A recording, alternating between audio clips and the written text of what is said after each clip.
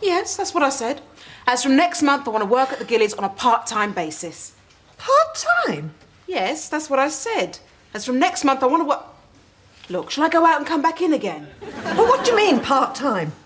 I mean, I want to go on working here, but not all of the time. Only part of the time. That's why it's called part-time, Joyce. I suppose there must be a good reason for this. Yes. And? And that's why I'm doing it. Cheryl, this is crazy. If you go part-time, you'll lose status. You'll end up as a part-time dog's body. This is professional. Suicide. As a career move... it's an absolute... an absolute disaster. Oh, what? Oh, it's a wind-up, isn't it? Well, you really had me going. It's not funny. It is. It is. You going part-time? Joyce, this is not a wind-up. What? I'm seriously serious. I want to go part-time. Here is my formal application in writing, which might just convince you of my total seriousness. My reasons have nothing to do with you, so just do the business. Part-time? A motorbike? Yes, it's jolly handy for nipping through traffic. Giles, there is a medical term for people like you. What's that? Donors. What have you got, a Harley-Davidson 950cc hog? No, it's only a 250cc Albanian runabout. I didn't know they made motorbikes in Albania. They probably only made the one, stuck a couple of wheels on a clockwork food mixer. It takes me from A to B. Mind you, there was a rather ungentlemanly gang of bikers laughing at me just now at the petrol station. Laughing at your Albanian rattletrap. No, at the super glue. Oh, Lord. You see, I left my helmet on the saddle when I went in to pay for the petrol. What a stupid prank. I agree. Quite a funny one, though. You bleeped me. Yes, I did. This is Mr. Grist. This is my husband, who's going to be giving you the anaesthetic. Oh, pleased to meet you, Mr. Sabatini. Haslam. No, Grist. I mean, my name's Haslam. Oh, you kept your maiden name. Fair enough, Mr. Haslam. Doctor. No, I'm the patient. She's the doctor. Surgeon. I thought you were an anaesthetist. Please, can you work this out in your own time? Mr. Grist has a large benign papilloma in his armpit. This is causing me a lot of trouble. And I've agreed to remove it. So, what's the problem? The anaesthetic. That should be straightforward enough. He wants it done under acupuncture. Oh. I have tried to explain that I am not prepared to operate on a patient when the only thing between him and possibly agonising pain is a head full of hat pins. Oh, it works. It may at times appear to work, but modern anaesthesia is an exact science. You tell him, Jonathan. Well, I think it's a great idea. No, you don't. I saw a demonstration a few months ago by a professor of dentistry, and I was impressed. You were impressed the first time you saw a pot noodle. Look, I have seen acupuncture used successfully. Well, I haven't, and I don't intend to start now. It's really got a lot going for it. Simple, speedy, reliable, and nutritious. What? A pot noodle. It seems pretty firmly attached at the temples and the chin. Yes, I'd worked that out for myself. I think you need professional help. Oh, I'm not that upset about it. No, not counselling. I mean, you should get yourself down to casualty. I tried that. They were too busy. Have you thought of sister patching with some baby oil and soapy water? Many times.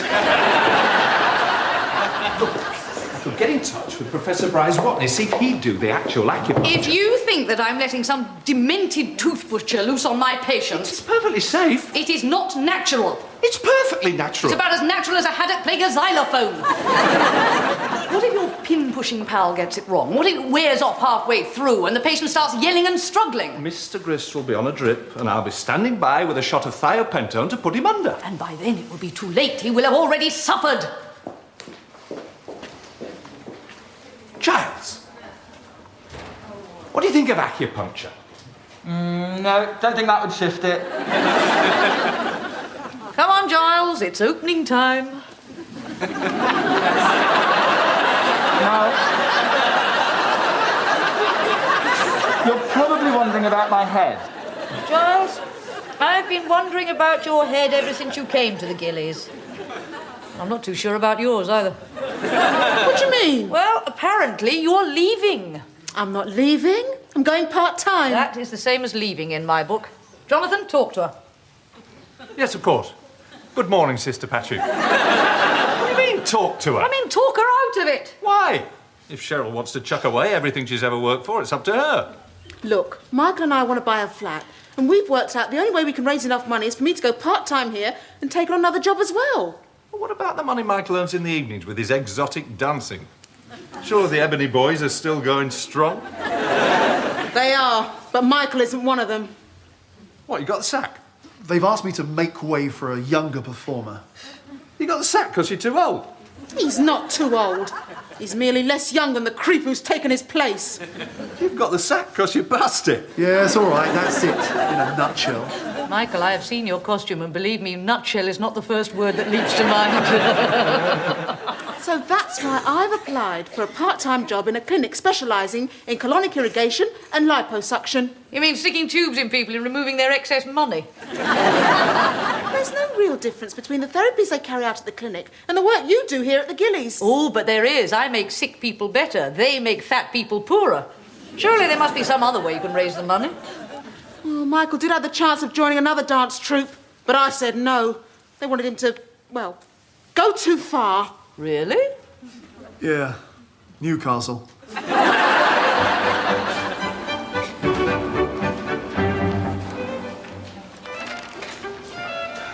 Mr. Copeland, you're not on the theatre roster this afternoon? No, I was giving Giles a hand. I borrowed this plaster cutter from orthopedics and had a crack at his helmet. Success? Partial.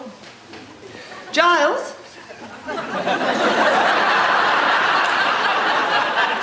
Well, it's a step in the right direction. I told you it wouldn't work. How very gratifying to be appreciated. I can always stick this back on again. Oh, don't bother. Why are some people so frightfully difficult to please? My dear fellow, whatever's happened? Don't tell me you've fallen awkwardly on your wallet. That insufferable woman will simply have to go. Well, George, you've been married for years. What? No, not Grace. I mean Sister Lister dropped an entire audiometer on my foot. How ghastly. No, I seriously believe she may have broken something. Oh, I doubt it. They're very robust instruments. In my foot, Neil. I may have a fractured metatarsal. I trust she's apologised. Far from it. She simply gave me one of her witchy looks and stomped off muttering. I swear I heard her call me a fat old turnip. She called you that? Are you sure? Yes? You mean there were no other fat old turnips round at the time? No? Well, this simply has to be reported. Yes. To as many people as possible. Oh, Giles, well done. I see your cranium is a helmet-free zone at last. Yes, they managed to soak it off in casualty eventually. I see you even managed to repair it. Only with glue. I don't think it would be strong enough to protect you in the event of an accident. I think you really ought to throw it away. The trouble is, I can't. I expect you'll need a lift home. Oh, I do. I thought so. Good night. Not just that I'm angry about losing Sister Patching, though God knows it's a worrying thought that I'll have to make do with the likes of Sister Lister. She nearly broke Mr. Hoprin's foot. Really? Oh, well, I suppose it's good in everyone. What really concerns me is, does Cheryl know what she's getting herself into? This clinic. Yes, I mean, what sort of place is it? Sounds like the sort of sleazy dump that rips off sad, middle-aged women with more money than sense. Ha, and we all know what those places are like. Well, some of us do, yeah. Now, hear me out. I phoned the professor, and he said he'd be very happy to do the acupuncture himself.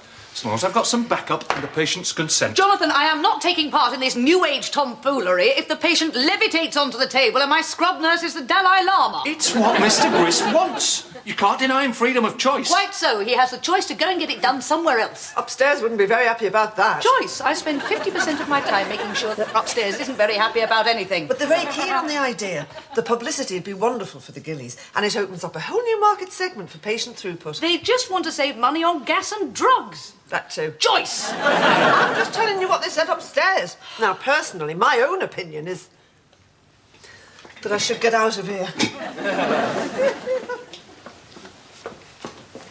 You see?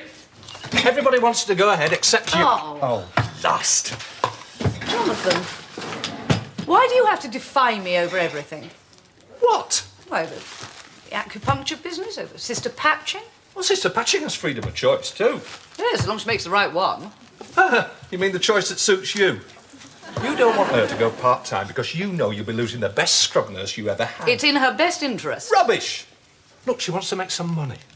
She wants to set up a home with Michael, and you are standing in the way of her happiness for completely selfish reasons. No, I am standing in her way because she is wrong, and so is Mr. Grist. How? He has placed himself in the hands of an excellent surgeon. He's elected to undergo an effective but unorthodox form of anaesthesia. If you send him away now, he could well end up in some travelling quack's caravan where they stick a couple of hedgehogs on his bum and scrape off his growth with a potato peeler.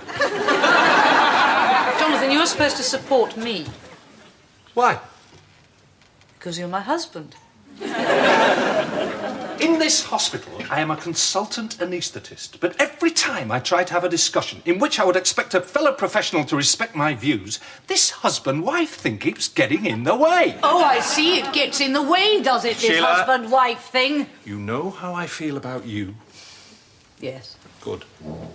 Because right now I could wring your neck. Oh, is this where I respect your views, or is this part of the husband-wife thing? Look, if you really don't want to go ahead with this idea, I will try and persuade Mr. Grist to have a normal anaesthetic. Because he couldn't be in the hands of a better surgeon. But I'll be very disappointed and sad. Why?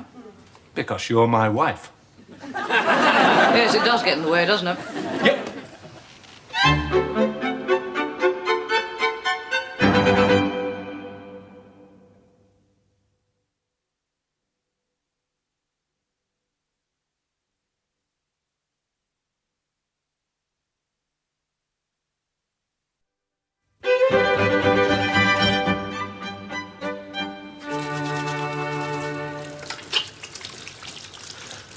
You know, that's the one part of surgery I wouldn't mind saying goodbye to, the endless scrubbing up. I know. A couple of weeks of this and even Nanette Newman would have dishpan hands. I envy you. Me? Why? I heard you're giving up medicine and going to work in a massage parlour. I told you that. Neil Copeland, I think. Well, it's not true. It's not true. Well, that rather ruins his joke about you going from being one kind of scrubber to an... Just to set things straight, I'm going to be doing some part-time work in a clinic specialising in liposuction and colonic irrigation. Good Lord, why? Well, it's a private clinic, which means I'll be Private. Fair enough. Massage parlour. You know, it's a scandal the way that malicious gossip whips around this hospital like a rocket. I mean, you have heard what they've been saying about Big Reg in maintenance, haven't you? No. Oh. Well, apparently Look, he's been this, seen... liposuction business, it doesn't hurt, does it? No. But you know that dodgy lingerie shop down Commercial Street? Well, Big Reg was seen just coming I out... understand it's quite a simple process, but it's probably terribly expensive, isn't it? Liposuction? Not really. Why? Are you thinking of having it done? No. Good Lord, no. I mean, you wouldn't describe me as fat, would you? Not in a million years. Quite. You wouldn't say I was old. Never. There you are, then. And I certainly wouldn't call you a turnip. Oh, that story's got around, has it? Afraid so. How's the foot? Who told you? Big Reg. Joyce! Giles is showing Professor Bryce Watney around the unit. Oh, great. Look, can you keep him happy till I can meet them on the wards? No, sure. Is there anything I should know about the professor? Sense of humour. Joyce, this is Professor Breeze Watney. No, Bryce. Joyce Watson. How do you do? Oh, pardon my chocolate. So, you're going to be turning our Mr. Grist into a pincushion? No, I shall be performing the acupuncture. Well, I must say, it's all jolly exciting. No, but it's a very interesting project with much worthwhile data to be gleaned from the results observed. Yes, well, dentistry, eh? Dentistry. You know, I could never have been a dentist. Always looking down in the mouth. No, dentistry is a rewarding and uplifting career. Right, well, I expect you'd like to see the patient. No, I am obliged to see the patient. It's been fun meeting you. But I simply cannot believe you're serious about this. Where will it all end? I mean, today acupuncture, tomorrow, what? We'll all be eating magic mushrooms and dancing naked under a full moon. Good Lord, can anyone come? I am simply trying to save Sheila from her own folly. Not so very long ago, associating with quacks could get one struck off. He's not a quack, he's a professor of dentistry. Look, I've been through all the arguments, but the trouble with you, you just won't listen. You're a bigot. I most certainly am not. I hate bigots on principle. I had doubts at first, I admit. But I've spoken with Professor Bryce-Watney, and he assures me that my patient won't be at any kind of risk. What on earth has the patient got to do with it? It's the hospital's reputation I'm concerned for. When word gets out that we're dabbling in the black arts... It's only acupuncture! I think you are making a very grave mistake, and so does George. Hold on, old boy. I've seen some rum things in my time. I remember well, it was back in 1953. The young Queen was getting crowned, Hillary was up Everest, and I was passing through Papua New Guinea. There was this ship's cook. Came down with acute intestinal obstruction. Well, some of the local chaps set about sorting him out. One chap blew a lot of smoke into his face, while two other chaps jumped about a bit with bare bottoms. And the main chap then appeared to perform some sort of surgery. It was extraordinary. Did it work? Oh, Lord, no, chap died. But he felt no pain. What? But the clinic can't sack you before you've even started work. In accordance with new company policy, they have decided to withdraw their offer of employment. But why? What does this mean? A decision only to employ staff who are of an aspirational physique. It means they only want to employ really skinny individuals to make their fat clients feel even fatter and more in need of their treatment. But you're in great shape. They don't think so. Only beanpole superwaifs need apply. You know, those girls who look like skeletons in a coat of paint with 2 buttons stuck on the front. You mean you lost the job because you're too fat? Michael, if you tell Joyce... I couldn't help over here. Cheryl, I'm so sorry you didn't get the job. Thank you, Joyce. And Cheryl, I want you to know that here at the Gillies, you will always be valued as a highly professional... As a highly professional... Oh, no, I'm sorry, I can't do this. Too fast! Joyce! If you tell anyone you're dead, Then I'll die happy.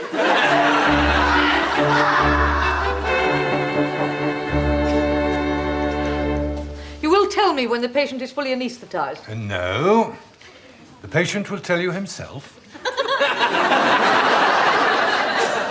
Do you feel numb? No idea. Can you feel that? Feel what? Scalpel. Mr. Grist, I am going to prick your skin lightly with this scalpel blade. And you must tell me if you feel absolutely anything at all. Well, don't worry, I will.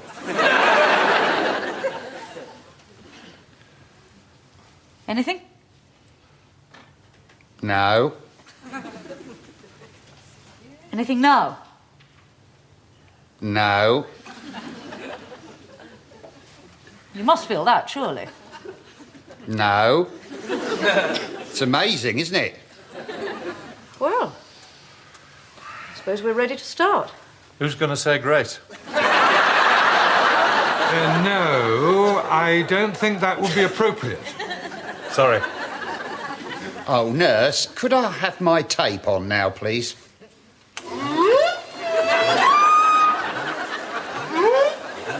What the hell is that? It's the mating call of the humpback whale. Helps me relax. What could we possibly do without it? Only makes me slightly tense, knowing that a full-grown, sex-crazed humpback might come bursting through the door any minute looking for the action. Oh, all right, but if I really need If it... you really need it, you can have it all, OK? Yes, OK. Nurse. Right. Start the operation now. Om.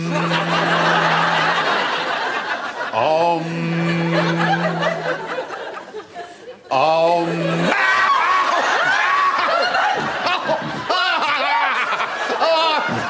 I'm sorry. I've got terrible cramp in my left foot. Somebody give it a rub. Nurse!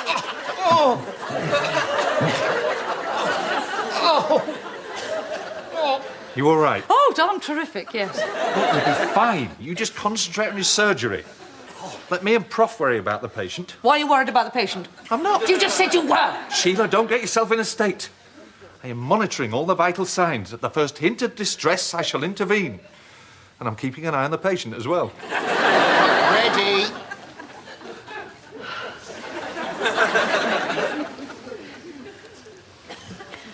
Right. Is this really going to work? What?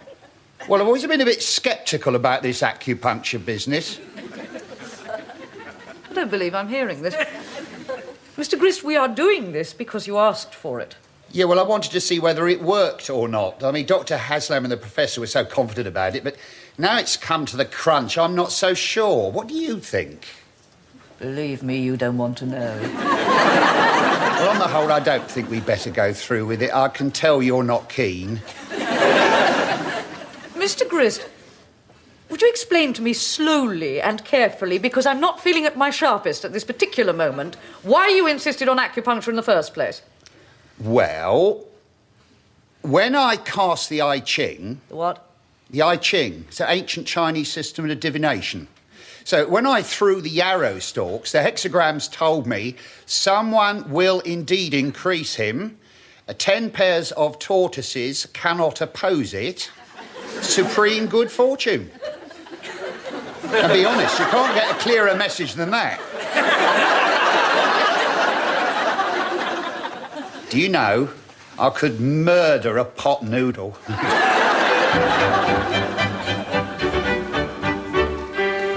Oh, Sister Patching, Joyce told me you'd lost the job at the clinic, and also about you leaving the Ebony Boys, Michael. Did she tell you why? Yes, I'm afraid so. I'm desperately sorry for both of you. Thank you, Mr. Oatwin. It's very kind of you to say so. Don't mention it. After all, us fat old turnips must stick together.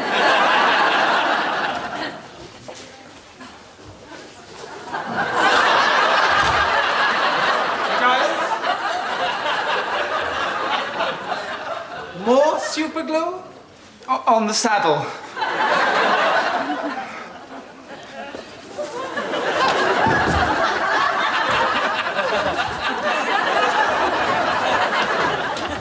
Professor Bryce-Watney. You will be pleased to hear that the operation was a total success and the patient is now back on the ward. He had a conventional anaesthetic. Quite. Cream cake, anyone? I'm sorry the way things have turned out, Professor. It's been a complete waste of your time, you coming here. No, it transpired that I was presented with an opportunity to make use of my technique. What, you anaesthetised somebody else? No, but as you're aware, acupuncture can be highly efficacious in the treatment of compulsive behaviour. No takers, then? Oh, well... Joyce! And it didn't hurt a bit.